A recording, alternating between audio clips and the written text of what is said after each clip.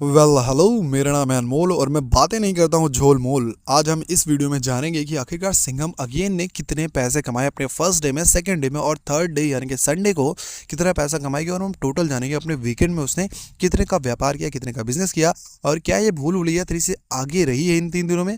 और दूसरी बात ये देखेंगे कि क्या ये भूल भुलैया थ्री से आगे जाएगी, और अगर आगे जाएगी तो किस वजह से, और अगर पीछे जाएगी तो क्या रीज़न रहे हैं।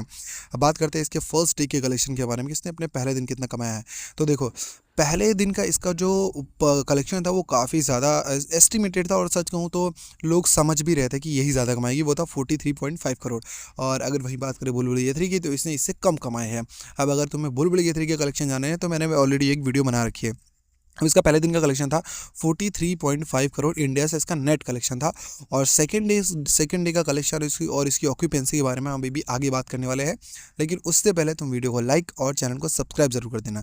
देखो, अब जो पहले दिन का कलेक्शन था, आपको पता है इसके पहले दिन कहीं ना कहीं इंडिया के अलग अलग क्षेत्रों में दिवाली थी। बहुत सारी जगह पे 31 को थी, बहुत सारी जगह पे 1 को थी दिवाली। तो 1 तारीख को इसने 43.5 करोड़ कमाए। अब उसका रीज़न, सबसे पहले तुम पूछोगे भाई 43 करोड़ इसने कमा लिया, उसका रीज़न ये था कि इतने सारे कैमियो और एक बढ़िया स्टोरी और रामायण थीम पर बेस्ड, और रामायण का ही ये त्यौहार है दिवाली। तो कहीं ना कहीं इसका फ़ायदा तुमको मिलने ही वाला था, जो कि मिला, भरपूर मिला। अब लेकिन इसके सेकंड डे के कलेक्शन पर हम देखते हैं कि क्या चाहते हैं, क्योंकि फर्स्ट डे तो फ्राइडे था, हॉलीडे था no doubt, but second day था सैटरडे, जो कि आई थिंक बहुत सारे लोगों का सैटरडे को भी हॉलीडे डे रहता है, लेकिन वो वीकेंड के रूप में आता है जो लोग अपनी फैमिली के साथ इंजॉय करते हैं। अब बात करते हैं इसके सेकंड डे के कलेक्शन के बारे में। तो देखो, फर्स्ट डे था 43.5 करोड़, और सेकंड डे सैटरडे को था इसका 42.5 करोड़। पहले दिन 43 था, दूसरे दिन 43 हो गया, मतलब -2.30 की गिरावट आई। और वहीं अगर तुम भूल भुलैया थ्री के बारे में जानना चाहोगे, तो उसने अपने पहले दिन जितना कमाए थे उससे ज़्यादा कमाए थे अपने दूसरे दिन, और उससे भी ज़्यादा वो संडे को कमाने के एस्टिमेशन है। अब देखो, टोटल मिला के कितने हो गए, 86 करोड़। तो 2 दिन का इंडिया से नेट कलेक्शन हो गया 86 करोड़, और 2 दिन का वर्ल्ड वाइड कलेक्शन हो गया है 125.20 करोड़। और वहीं अगर 2 डेज़ का ओवरसीज़ कलेक्शन की बात करें तो 22.00 करोड़ है। अब 2 दिन का अगर इंडिया से ग्रॉस कलेक्शन की बात करें तो 103 करोड़, और प्लस तुम कर दो 22 करोड़ को, प्लस तो हो जाएगा 125.20 करोड़। तो इतना कलेक्शन होने के बाद देखो, सबसे पहले तो एक मेरे मन में भी प्रश्न आता है और तुम्हारे मन में भी, कि जब सिंघम अगेन अपने पहले दिन इतनी अच्छी ओपनिंग लेती है तो सेकंड डे इसके कलेक्शन में थोड़ी गिरावट क्यों आती है। उसका मेन रीज़न है, पहली बात, कि जो सैटरडे को जो इसके रिव्यूज़ आए थे ना, वो कहीं ना कहीं भूल भुलैया थ्री के अंगेंस्ट थोड़े कमज़ोर पड़ गए थे इसके रिव्यूज़। मैंने ऑलरेडी देखा और मैंने भी रिव्यूज़ बनाए हैं, और मेरे को खुद को ये मूवी थोड़ी एक्सपेक्टेड सी लग रही थी। जो सीन मैं सोच रहा था ये हो जाए, वो हो जा रहा था। ऐसा कुछ खास नहीं था कि बहुत ज़्यादा मेरे को मेरी सीट पर बैठे रखे, क्योंकि मैंने ट्रेलर देख रखा था, तो पूरी मूवी ट्रेलर से मेरे को समझ में आ जा रही थी। अब बात करते हैं कि इसकी ऑक्यूपेंसी के बारे में, कि आखिरकार कितनी ऑक्यूपेंसी रही थी सैटरडे को। तो इसने 60% की ऑक्यूपेंसी होल्ड करी थी अपने सेकेंड डे को। अब ये मैं बात कर रहा हूँ कि 2 नवंबर की, ठीक है। अब इसकी हिंदी थिएटर्स की हम ऑक्यूपेंसी देखेंगे। देखो, मॉर्निंग की शोज़ की 27.1%, बाई गॉड ये बहुत ज़्यादा कम है यार, किससे, भूल भुलैया थ्री से। और दूसरे की बात करें तो आफ्टरनून की शोज़ में 65.35 करोड़, ये भी बहुत कम है भूल भुलैया थ्री से।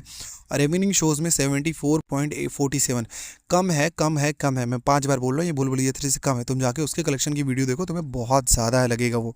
और नाइट शोज़ की बात करें तो वो 74.65 करोड़ था। अब देखो, अब रीजन की बात करते हैं कि सबसे ज़्यादा कहाँ कहाँ पे इसकी ओवरऑल ऑक्यूपेंसी थी। तो मुंबई में अगर बात करें, जो कि मेन लोकेशन होती है सारी मूवीज़ की, तो वहाँ पर ओवरऑल इसकी जो ऑक्यूपेंसी थी वो 73.75 करोड़ थी। मॉर्निंग की शोज़ में 42%, और आफ्टरनून में 78%, और इवनिंग में 87, और नाइट में 88%। और इसके बाद टोटल शो थे 1085 शोज़। मतलब भूल भुलैया थ्री से ज़्यादा शोज़ भी थे, बट ऑक्यूपेंसी भूल भुलैया थ्री से कम थी। अब एनसीआर में 52.50 करोड़, पुणे में 67.25 करोड़, और बेंगलुरु में 51.00 करोड़, हैदराबाद में 40.75 करोड़, और कोलकाता में 37.25 करोड़, और अहमदाबाद में 67%, चेन्नई में 60.50%, सूरत में 59%, जयपुर में 83.50%, और चंडीगढ़ में 42.75 करोड़, और वहीं भोपाल में 51.25 करोड़ परसेंटेज। और लखनऊ में कहीं ना कहीं अच्छी ऑक्यूपेंसी देखी गई थी, वो थी 73.50 करोड़। ये मैंने आपको डे 2 की ऑक्यूपेंसी के बारे में बताया है।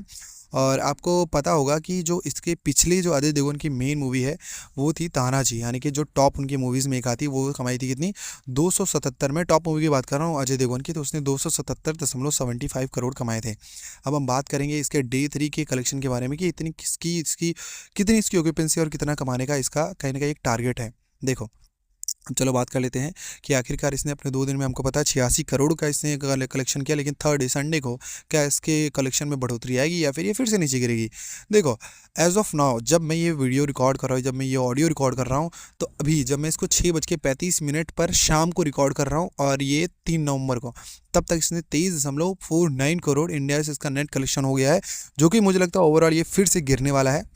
और मैं आपको बता दूं कि ये एक्चुअली में लाइव डेटा आपको मिलेगा लगभग 10, मतलब मैं कल आपको बता दूंगा या फिर अपने एक वीक के इसका पूरा कलेक्शन बताऊंगा तब मैं बताऊंगा। तो डे 1 में ऑलरेडी पता 43, डे 2 में 42 और डे 3 में अभी तक का पहला संडे को 23.49 करोड़ और टोटल हो जाता है 109 करोड़। तो ये भाई ये कम है, ये कम है, ये भूल भुलैया 3 ने इसको पिछाड़ दिया अपने 3 दिन में। अब आगे देखते हैं कि क्या कुछ होने वाला है। वैसे इसके पीछे हो जाने के रीज़न मैंने आपको ऑलरेडी बोले थे कि मैं आपको बताऊंगा। अब तुम पहले तो कमेंट करके बताओ कि ये इसके जो कलेक्शन गिर रहा है उसका रीज़न क्या है। फिलहाल मैं तुम्हें इसका रीज़न देता हूँ कि इसके कलेक्शन क्यों गिर रहा है।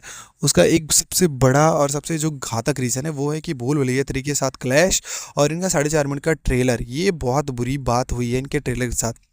क्योंकि जिस हिसाब से इन्होंने अपने 4.5 मिनट के ट्रेलर में सारी स्टोरी रिवील कर दी थी कि रामायण थीम पर पूरी ये स्टोरी बेस्ड होगी और एक हनुमान और एक लक्ष्मण और एक राम भगवान सीता हरण, तो वो जो एक स्टोरी थी देखो वो तो ऑलरेडी सबको पता है। नो डाउट तुमने राम भगवान का नाम लिया, सब थिएटर तक गए पहले दिन, और पहले दिन त्यौहार था, दूसरे दिन भी गए, तीसरे दिन भी गए, लेकिन जब तुमने 4.5 मिनट में सबका कैमियो दिखा दिया है, और एक सबसे बड़ा जो क्वेश्चन था लोगों के दिमाग में सलमान खान का कैमियो, उस कैमियो को लेकर के जो एक्साइटमेंट थी, जो लेवल था, वो कहीं ना कहीं मैच नहीं कर पाई मूवी।